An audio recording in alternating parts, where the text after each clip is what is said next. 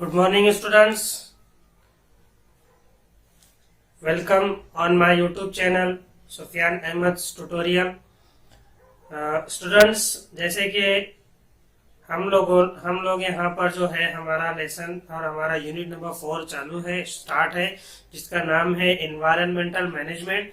इस यूनिट के हमने पिछले 2 लेक्चर लिए हैं, पिछले 2 वीडियो इसके बने हुए हैं। अगर आप लोगों ने इस पर अभी तक नहीं देखे होंगे इस वीडियो को, इस लेसन के स्टार्टिंग वीडियो को, तो आप लोग वहाँ पर हमारे यूट्यूब चैनल पर जाकर वहाँ से आप देख सकते हैं।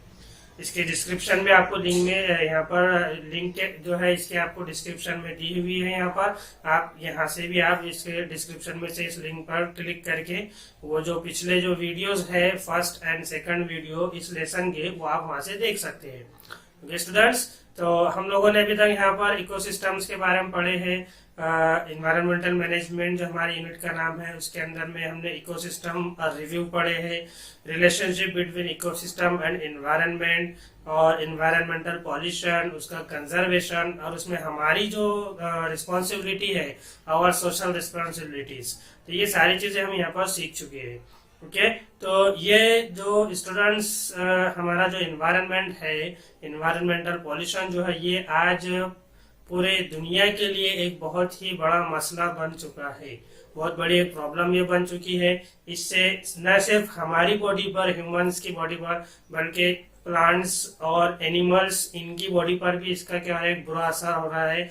बहुत सारा इस पर बुरा इफेक्ट पड़ रहा है यहाँ पर, और लिविंग ऑर्गेनिजम्स के ऊपर में। तो ये एक बहुत बड़ा क्या है, एक बहुत बड़ा प्रॉब्लम है, एक बहुत बड़ी जो है ये प्रॉब्लम है पूरे विश्व के लिए, पूरी दुनिया के लिए। बहुत सारी बीमारियां वगैरह होती है इसके वजह से।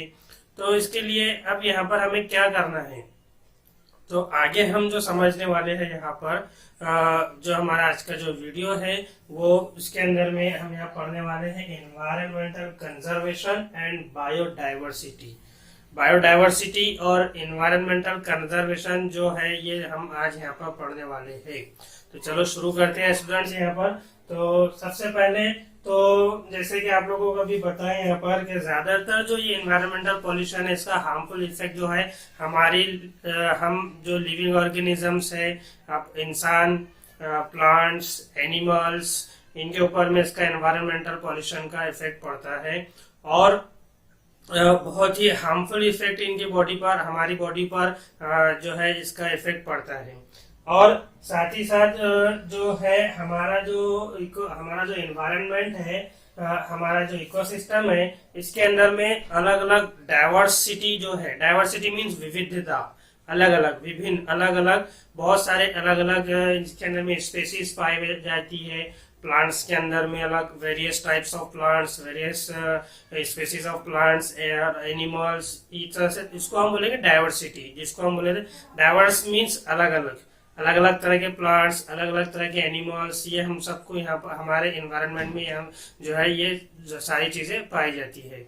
तो ये जो है इसको किस तरह से बरकरार रखना है, हमें एनवायरनमेंट के अंदर में किस तरह इसको मेंटेन करना है, उसको जो है हम लोगों ने थोड़ा बहुत तो वहाँ देखे हैं पिछले वीडियोस के अंदर, आगे हम यहाँ पर भी अभी देखने वाले हैं।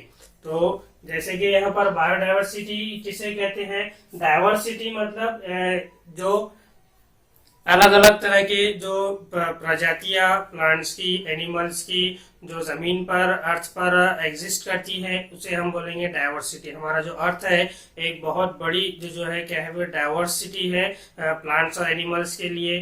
तो यहाँ पर आपको बायोडाइवर्सिटी की जो डेफिनेशंस है इस तरह से लिखी हुई दिखी है यहाँ पर, the existence of many different kinds of plants and animal in an environment.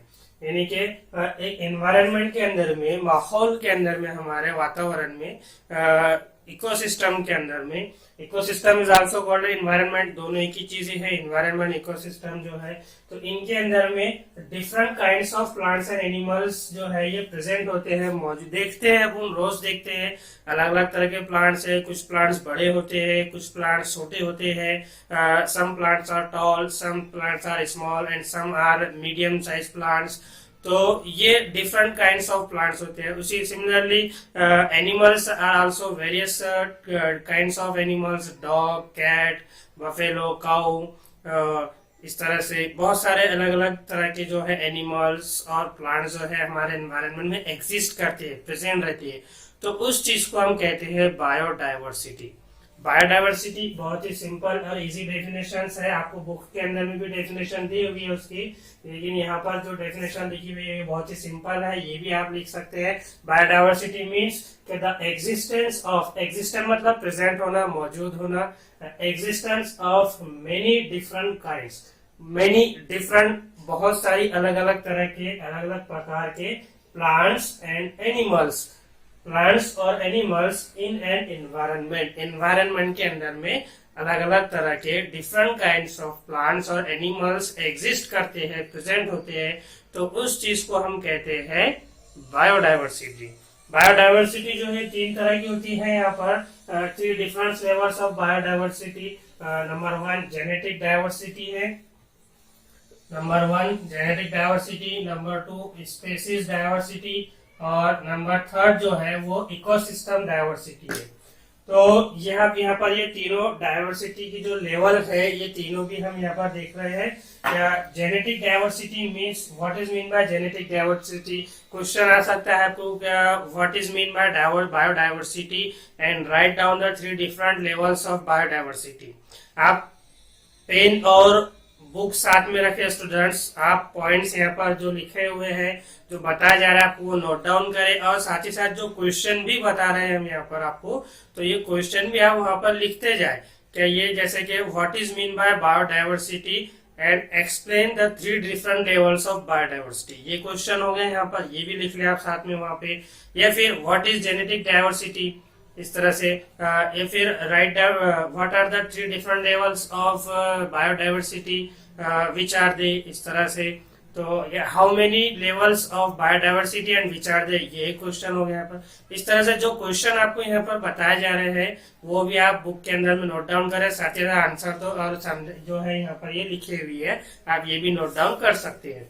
Okay, कर सकते नहीं बल्कि करें आप साथ में। तो पहला जो जेनेटिक बायोडाइवर्सिटी है वो हम यहाँ पढ़ रहे हैं कि इसके अंदर में ये what is mean by genetic diversity. Genetic diversity किसे कहते हैं? Occurrence of diversity among the organisms of same species is genetic diversity। यानी कि यहाँ पर जो है सेम स्पेसीज रहेंगी, स्पेसीज कैसी रहेंगी? सेम रहेंगी, और उससे हमारे को क्या होंगे? अलग अलग तरह की डाइवर्सिटी, अलग अलग जो है occurrence of diversity among the organisms, यानी कि ऑर्गेनिजम्स के अंदर में अलग अलग विविधताएं प्रेजेंट होंगी। देखो डाइवर्सिटी में अलग अलग, ठीक है, या विविध, एक दूसरे से अलग अलग रहेंगे।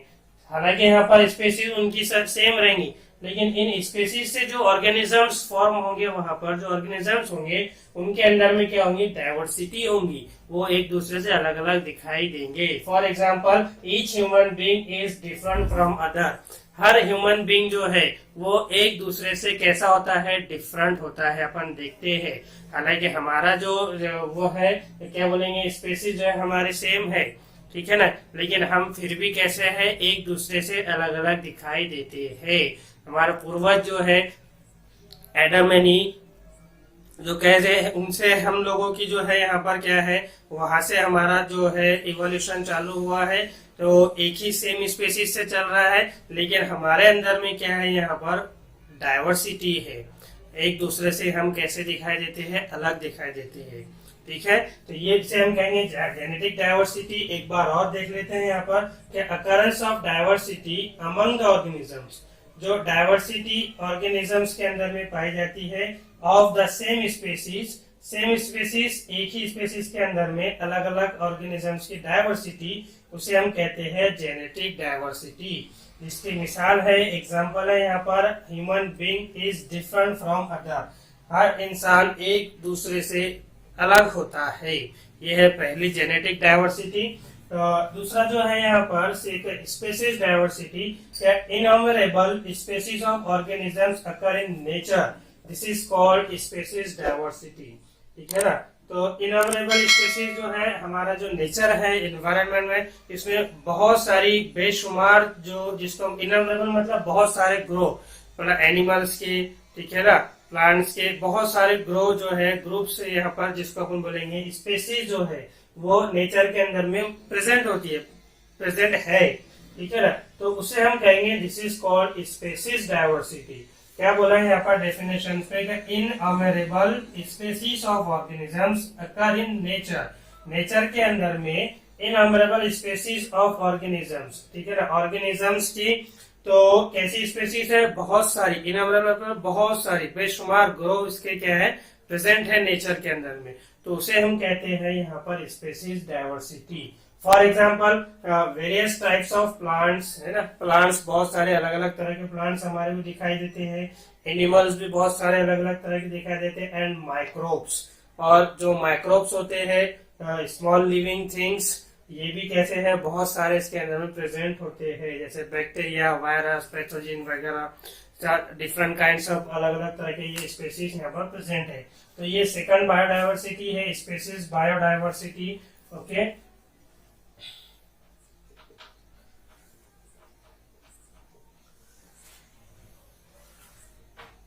उसके बाद में जो यहाँ पर थर्ड है हमारा इकोसिस्टम डाइवर्सिटी। क्या इसके अंदर में आपको यहाँ पर दिया हुआ है many ecosystem are present in each region. अब रीजन अलग अलग जगह का, अलग अलग इलाके का अलग अलग इकोसिस्टम होता है, जैसे कि कोस्टल रीजन है वहां का इकोसिस्टम अलग, हॉट और ह्यूमिड रहेगा। ओके, प्लेन रीजन है, हिली रीजन है, और इस तरह से जो रीजन होते हैं जितने भी वहाँ का हर जो इकोसिस्टम होता है वो कैसा होता है, अलग अलग होता है। इसलिए बोले each ecosystem are present in each region, हर रीजन में अपना अलग अलग इकोसिस्टम प्रेजेंट होता है।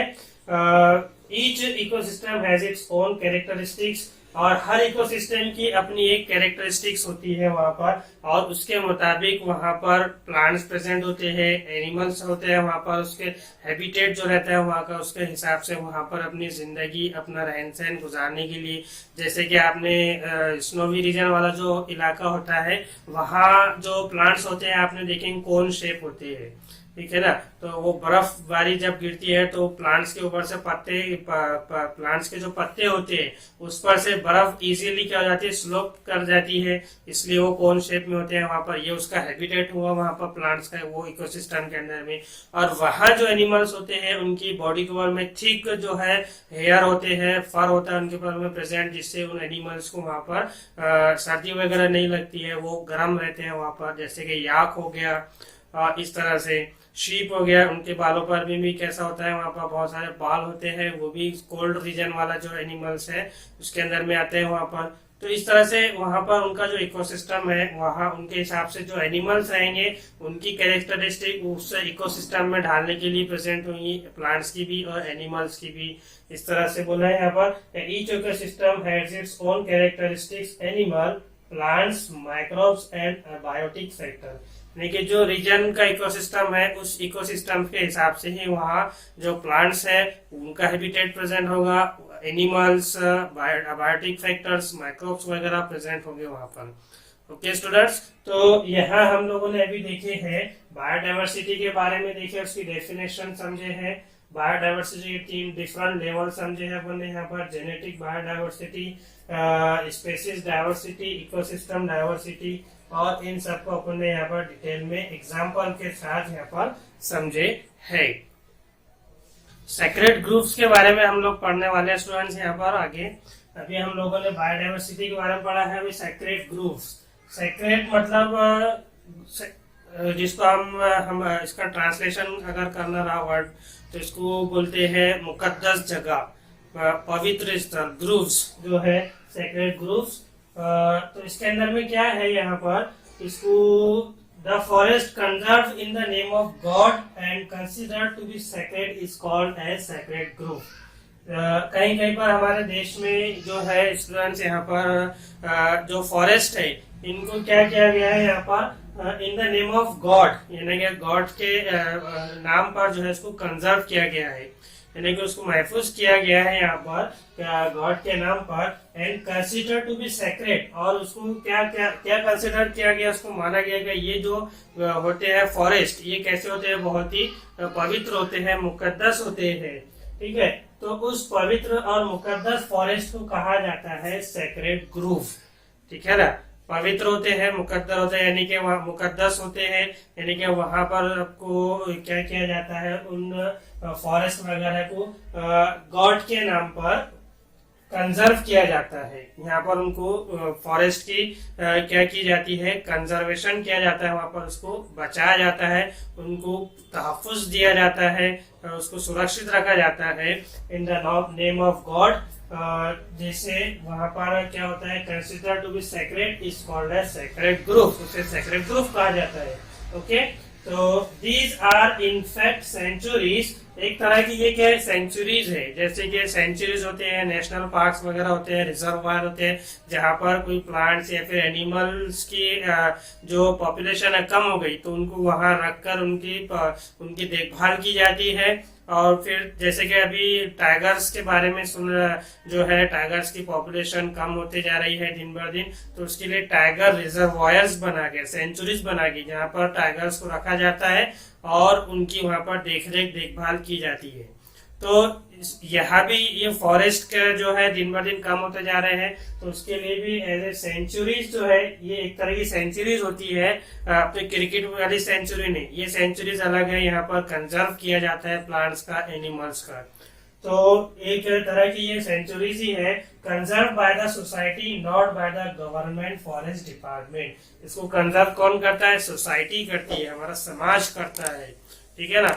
फॉरेस्ट डिपार्टमेंट जो हमारे गवर्नमेंट का फॉरेस्ट डिपार्टमेंट है वो नहीं करता है इसको कंजर्व, इसको हमारी सोसाइटी के लोग, हमारी सोसाइटी ही क्या करती है, कंजर्व करती है, इसको सुरक्षित रखती है। As it has been conserved in the name of God, it has special protection। अब जैसे कि हमने स्टार्टिंग में यहाँ पढ़ेगा, ये जो फॉरेस्ट है इसको गॉड के नाम पर क्या किया जाता है, कंजर्व किया जाता है। इस जगह को वहां पर सेक्रेड माना जाता है, पवित्र माना जाता है। तो इसलिए इसका क्या है, एक स्पेशल प्रोटेक्शन होता है इसके लिए, ठीक है। These clusters of thick forest are present not only in western Ghats of India but in the entire country। तो ये जो फॉरेस्ट होते हैं, क्लस्टर मतलब जिसको अपन बोलते हैं घने जंगलात होते हैं, ये घने फॉरेस्ट होते हैं एकदम। तो ये सिर्फ हमारे देश के वेस्टर्न घाट्स के अंदर ही नहीं होते। वेस्टर्न घाट्स, अपन इधर जाओ वेस्ट बंगाल की तरफ, वेस्टर्न घाट्स वहां पर, तो सिर्फ वहां पर ही वेस्टर्न घाट के अंदर में ही थिक फॉरेस्ट नहीं है, वहां पर ही घने जंगलात नहीं है, बल्कि हमारे पूरे इंडिया के अंदर में बहुत सारे घने जंगल, बहुत सारे घने फॉरेस्ट प्रेजेंट है, ठीक है ना। More than 3000 sacred groups have been reported in India. हमारे देश के अंदर में तकरीबन जो है 13,000 जो है 13,000 सेक्रेड ग्रुप्स जो है ये प्रेजेंट है, यानी कि इतने सारे 13,000 सेक्रेड ग्रुप प्रेजेंट है, यानी कि कंजर्वेशन उनका फॉरेस्ट का चालू है यहाँ पर हमारे देश के अंदर में। तो ये है यहाँ पर सेक्रेड ग्रुप्स जो हम लोगों ने अभी पढ़े हैं, ये उसके पॉइंट्स है। आप यहाँ पर भी देखो क्वेश्चन बनते हैं क्या, what are sacred groups, sacred groups क्या है, how many sacred groups are reported in India, how many sacred groups are present in India. ये ग्रुप्स हो गया यहाँ पर, सॉरी एक क्वेश्चन बन गया यहाँ पर। और साथ ही साथ right down the short note on sacred groups, sacred group पर एक शॉर्ट नोट्स बनाए। तो आपको यहाँ पर ये इतने 1 2 3 4 5 पॉइंट्स लिखने पड़ेंगे। इस तरह से क्वेश्चन बन गए स्टूडेंट्स, साथ ही साथ आंसर भी देख लिया हम लोगों ने यहाँ पर। तो आप क्वेश्चन और आंसर दोनों नोट डाउन करते हुए यहाँ पर चले। स्टूडेंट्स यहाँ पर अब इस एनवायरनमेंट को बचाने में, कंजर्व करने में हमारा रोल क्या है, ठीक है ना। माय रोल इन एनवायरनमेंट, तो वो हम पढ़ रहे हैं। माय रोल इन एनवायरनमेंट यानी कि हर किसी का अपना एक पर्सनली इस एनवायरनमेंट को कंजर्व करने के में क्या रोल है, क्या रोल हम लोग यहाँ पर प्ले कर सकते हैं। तो इस तरह से आप एक चार्ट दिया हुआ है यहाँ पर, इस पर ये चार्ट्स की मदद से आप यहाँ पर समझ सकते हैं कि आपका रोल यहाँ पर क्या होगा। तो हम यहाँ से शुरू करते हैं इस तरह से फ्रॉम राइट से। क्या सबसे पहले जो प्रोडक्शन है, प्रोडक्शन यानी कि बनाना, प्रोड्यूस करना। पहला इसमें पॉइंट दिया हुआ है revival of harmed factors of environment, यानी कि एनवायरनमेंट के अंदर में जिन चीजों को, जिन फैक्टर्स को नुकसान पहुंच चुका उसको दोबारा से रिवाइवल करना, यानी कि उसको दोबारा से जिंदगी देना। जैसे कि प्लांट्स, एनवायरनमेंट के अंदर में प्लांट्स को बहुत ज्यादा नुकसान पहुंचा है। इंसान ने क्या किया है, प्लांट्स को अपनी जरूरत, अपनी नीड्स को पूरा करने के लिए प्लांट्स की कटिंग की है। उससे बहुत सारी चीजें बनाई जाती है, यहाँ पर फर्नीचर्स वगैरह बनाए जाते हैं, और बहुत सारी दवाइयाँ वगैरह बनाई जाती है। तो इंसान ने क्या किया है यहाँ पर, अपनी जरूरत को पूरा करने के लिए हमारे एनवायरनमेंट का जो कि एक बहुत ही इम्पोर्टेंट फैक्टर्स है प्लांट्स, तो उसको क्या किया, उन्होंने नुकसान पहुंचाया। अब उस नुकसान को, वो जो प्लांट्स का जो नुकसान हुआ है उसको हमें दोबारा से क्या करना है, रिवाइवल, उसको दोबारा से हमें जिंदगी देना है, दोबारा से उसको लगाना है, जिसको हम बोलते हैं प्लांटेशन। हम दोबारा से प्लांट्स लगाएंगे वहां पर, यानी प्लांट्स को नुकसान पहुंचा है तो दोबारा से हम प्लांट्स को वहां क्या करेंगे, लगवाएंगे, जिससे वो जो नुकसान हुआ उसका वहां पर उसकी क्या हो जाएंगी, भरपाई हो जाएंगी। दूसरा है अटेम्प्टिंग इनोवेशन। इनोवेशन जो है उसको हम क्या करेंगे, अटेम्प्टिंग करेंगे वहां पर। और सेकंड है यहाँ पर कि अवेयरनेस है यहाँ पर, ठीक है। अवेयरनेस मतलब जागरूकता, लोगों को बताना कि ये इन्वायरमेंट के बारे में कि किस तरह ये प्रदूषित हो रहा है, हम हमारा रोल यहाँ पर क्या है, कि हम इसको कैसे बचाएंगे। तो इसमें पहला है एजुकेशन के थ्रू, सबसे मेन इम्पोर्टेंट कि हमें इसके बारे में मालूमात होना चाहिए। अगर आपको मालूमात नहीं है तो फिर आप लोगों को क्या बताएंगे, वहां पर कुछ ही नहीं बता सकते हैं। इसलिए सबसे पहले हमें एजुकेशन जरूरी है यहाँ पर, इन्वायरमेंट के बारे में हम बताए कि ये इन्वायरमेंट किस तरह से है यहाँ पर, क्या क्या इसके इम्पोर्टेंस है, इसकी एजुकेशन, इसकी मालूमात होना, हमारे को तालीम होना वहाँ पर। तो सेकंड है गाइडेंस है कि हम लोगों को वहाँ पर बताना, गाइड करना कि आप किस तरह से इन्वायरमेंट को यहाँ पर अवेयर कर, यहाँ पर आप इसको बचा सकते हैं।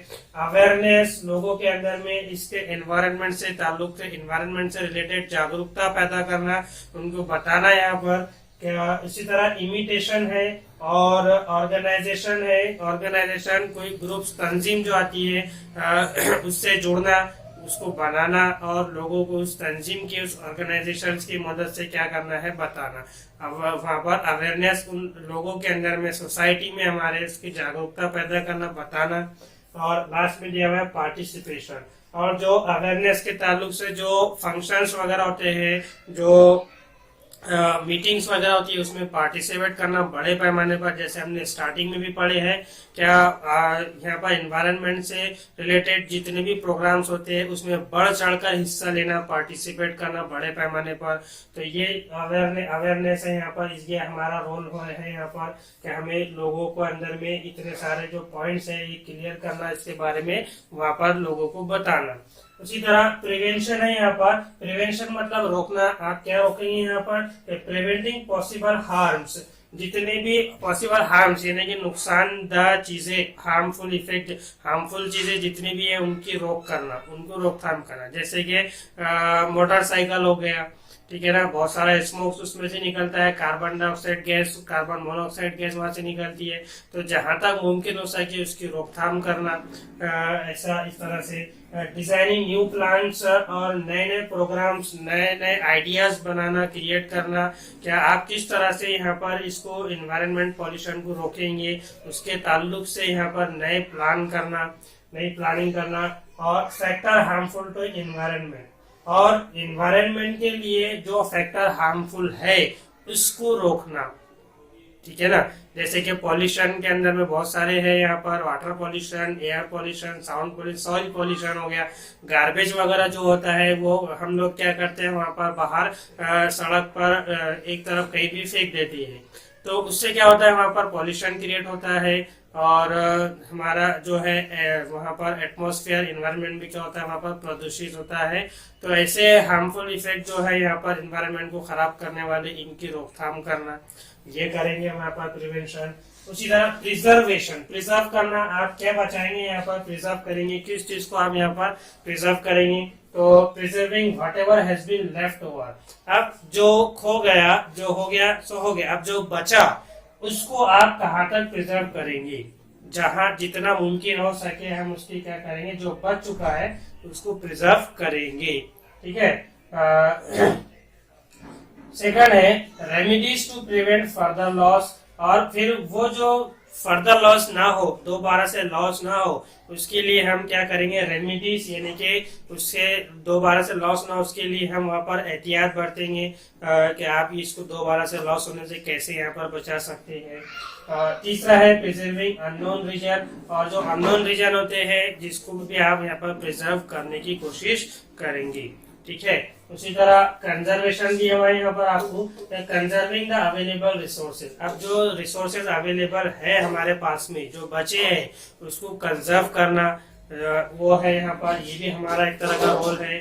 और लास्ट में यहाँ पर कंट्रोल, आप क्या कंट्रोल करेंगे, ठीक है। प्रिवेंटिंग द हार्म, जो नुकसानदेह चीजें हैं उनका यूज हम क्या करेंगे, कंट्रोल करेंगे, ठीक है, एहतियात से करेंगे। दूसरा है स्टॉपिंग द हार्मफुल एक्टिविटीज, और जो हार्मफुल एक्टिविटीज है, नुकसानदेह जो चीजें होती है वो करना एक्टिविटीज, उसको हम क्या करेंगे यहाँ पर स्टॉप करेंगे। और लास्ट में है चेंजिंग द माइंडसेट, और हम क्या करेंगे यहाँ पर अपना जो दिमाग है उसको, जो माइंडसेट होता है, जहनियत जिसको बोलते हैं, तो उसको हम क्या करेंगे यहाँ पर चेंज करेंगे। एनवायरनमेंट से रिलेटेड हम अपने आप को क्या करेंगे, चेंज करेंगे कि हमें एनवायरनमेंट को बचाना है। तो ये है यहाँ पर हमारा रोल, माय रोल, ठीक है, आपका, मेरा, हम सब का रोल इस एनवायरनमेंट को बचाने के लिए इतने सारे हमें चीजें यहाँ पर करनी है, ठीक है ना। तो यहाँ भी क्वेश्चन आता है क्या, जैसे कि क्वेश्चन इस तरह से बनता है क्या, what is your role in environment, आपका एनवायरनमेंट के अंदर में क्या रोल हो सकता है, एनवायरनमेंट को कंजर्व करने के लिए, प्रिजर्व करने के लिए आपका रोल क्या होता है। तो वहां पर आपको आप ये चार्ट भी बना ले तो काफी हो जाएगा, या फिर ये चार्ट आप इसमें से पॉइंट्स इस तरह से एक एक बारी से हेडिंग देकर इस तरह से आप यहाँ पर पॉइंट्स लिख सकते हैं। ओके स्टूडेंट्स, तो यहाँ पर जो है हमारा आज का लेक्चर, हमारा वीडियो यहाँ पर खत्म होता है। आई होप कि आपको ये सारे जो कंसेप्ट अपन ने आज पढ़े हैं, biodiversity, 3 different levels of biodiversity, sacred groups और role in environment, my role in environment, ये सारे कंसेप्ट, ये सारे टॉपिक के कंसेप्ट आप लोगों को यहाँ पर अच्छे से क्लियरली समझ में आ चुके होंगे स्टूडेंट्स। ओके, तो नेक्स्ट टाइम हम यहाँ पर इसके आगे पढ़ेंगे। हमारे नेक्स्ट वीडियो के अंदर में हॉटस्पॉट डाइवर्सिटी के बारे में और एंडेंजर्ड स्पीसीज वगैरह के बारे में हम लोग यहाँ पर पढ़ने वाले हैं आगे। आप लोग इस वीडियो को यहाँ पर एंड तक देखिए, आपको ये जब समझ में आ जाएगा, एंड तक देखिए तो। और साथ ही साथ हमारे इस YouTube चैनल को सब्सक्राइब करना न भूले। अगर ये वीडियो आपको अच्छा लगा है तो इसको आप लाइक करें, और साथ ही साथ जो बेल आइकन आता है वहां पर आप उसको बेल आइकन को प्रेस कर लें, ताकि जब आपको यहाँ पर वीडियो बनाया जाए आपके लिए तो सबसे पहले आपको उसकी नोटिफिकेशन पहुंच जाए। Okay students, good day, have a nice day to all of you.